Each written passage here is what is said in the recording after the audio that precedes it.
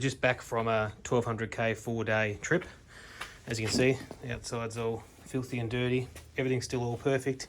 Inside's 100% dry. A bit dirty from putting your shoes and that in there, but all perfect. All the straps still work. All the cinching straps work. All the straps I use under here going around my pannier to stop it bouncing, they're all still fine. I broke one, as I mentioned last year, which was this one. I took off without it connected and it went into the chain. So that was my issue.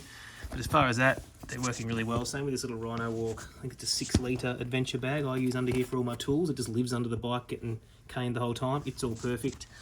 But yeah, so the Rhinowalk 28 litre per side, or 24 litre, I think 48 total. They're all perfect. So you can see just dirty, but no tears, no abrasions, no rips, no water ingress. So yeah, 2,500 kilometres off-road and they're still going strong. All these straps are still perfect. It's just really good. I don't take it off the bike really when I'm away. I just take my dry bags. I've got little dry bags I keep inside here. I take them inside. But yeah, perfect product.